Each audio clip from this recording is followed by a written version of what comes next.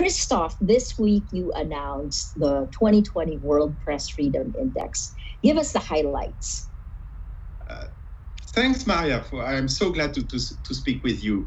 The 2020 edition of the World Press Freedom Index shows clearly that we are entering a decisive decade for journalism. The next 10 years will change the game for press freedom because of converging crises affecting the future of journalism. First, a geopolitical crisis due to aggressiveness of authoritarian regimes. Second, a technological crisis due to the lack of democratic guarantees in the digital space. Third, a democratic crisis, as we know, due to polarization and to new repressive policies in some democracies. Fourth, a crisis of trust due to suspicion and even sometimes hatred against journalists. And fifth, an economic crisis, impoverishing quality journalism. And this coronavirus crisis illustrates the negative factors. We have launched, as Reporters Without Borders, a monitoring tool, the Tracker 19. 19 refers, of course, to the coronavirus, but also to the Article 19 about freedom of opinion, an expression of the Universal Declaration of Human Rights. Have a look at it. We have discovered a lot of crazy stories. I would like just to highlight a few examples. North Korea, the worst country, ranked 180th in the World Press Freedom Index. The totalitarian government ensures the official number of cases of coronavirus remains 0, while at the same time, it has appealed to the international community for help in combating the pandemic. In the Philippines, in your country, Maria, ranked 136, the crisis has highlighted the main elements of the authoritarian course of taken by President Duterte. A new legislation gives the government powers to prosecute any reporter or news organization publishing a report that displeases the government. But the coronavirus pandemic does not only illustrate the crisis that affects the future of journalism, it is itself an exacerbating factor. It amplifies, it multiplies those crises. Economic crisis, for instance. Between 2008 and 2018, US media outlets have lost 25% of their staff, even 47% in the newspapers' newsrooms. And according to the New York Times, recently, since the arrival of the coronavirus, an estimated 33,000 employees of news media outlets have been laid off, furloughed, or had their pay reduced in the United States. In Liberia, really another type of country, ranked 95th in the World Press Freedom Index. Newspapers are not printed anymore since the beginning of the coronavirus pandemic. How will they survive? Falling sales, collapse in advertising revenue. It is not only an economic issue, it is clearly an issue of press freedom. Geopolitical crisis.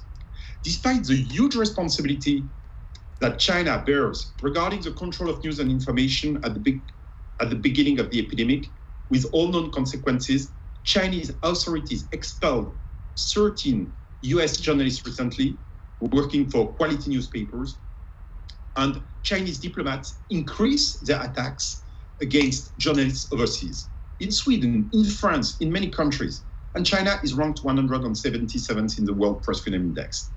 In a statement published just after we published our World Press Freedom Index, a spokesperson of the Ministry of Foreign Affairs in China said that we are biased. We are not. We just consider that we have to oppose to the new world media order that Beijing is trying to implement. Democratic crisis. There is a crackdown on media in despotic regimes, but also in some democracies, or former democracies. Because some governments consider they can take advantage of the crisis. They implement the famous shock doctrine. As one of the worst examples, an Orwellian law has been adopted in Hungary, ranked 89 in the World Press Freedom Index. Donald Trump in the United States ranked 45th. This is a ranking of the country, not of Donald Trump. The ranking, Donald Trump would be worst. In the US with Trump, or in Brazil with Bolsonaro, and Brazil is ranked 107. Presidents increase their attacks against journalists, taking advantage of this crisis. In Slovenia, in Europe, a small country, ranked 32nd, our own correspondent, Blas Saga, has been targeted by a hate campaign fueled by the government after he sent an official freedom of information request on the COVID-19 to the authorities. In some countries, authorities enjoy the opportunities that demonstrations are not possible anymore in the streets. In a false democracy like Algeria, ranked 146, down 5 in the World Press Freedom Index, our own correspondent, Khaled Raheni, was put in jail 3 weeks ago. Of course, we are mobilized to get his release as soon as possible, but international pressure really will help. So please, if you can be of some help, support him. Finally, technological crisis. Sorry if I'm a bit long. The Director General of the World Health Organization, WHO, invented the word infodemic. Infodemic about the spread of false information regarding coronavirus, sometimes quicker than the virus itself. Infodemic is a consequence of the information disorder we live in. Disinformation and misinformation have been amplified. Yes, this COVID-19 crisis amplifies all the simultaneous crises that affect the future of journalism. So yes, the third decade of the 21st century will be a decisive one for journalism. What will journalism look like in 2030?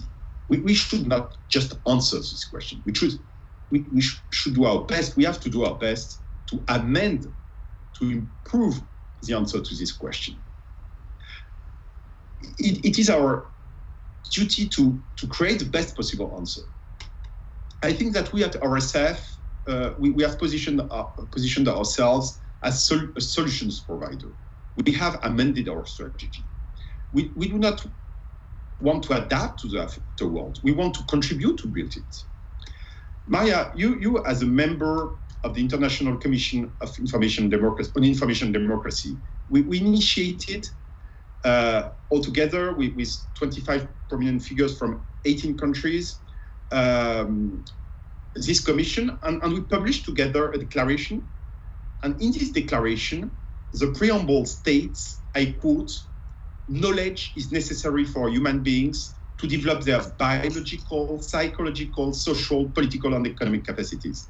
Biological and psychological capacities come first in this declaration. Right to information is inherent to the right to health, exactly what is today at stake.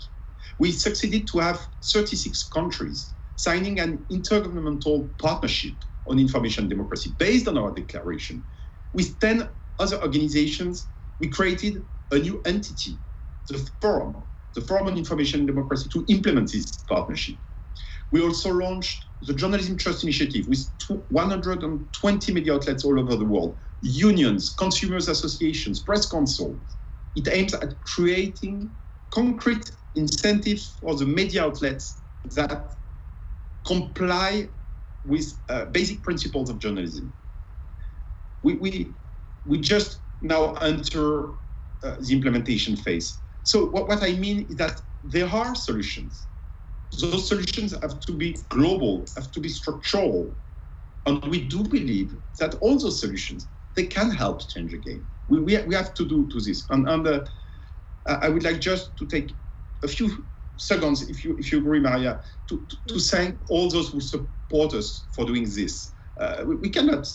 We have to work all together. You embodied journalism. You embody, Maria, the defense of journalism in the Philippines, of course, but all over the world. I can say this. I'm I saw you in so many circumstances everywhere with your courage, with your determination. I would like to thank the RSF team, sections, offices, correspondents, partners.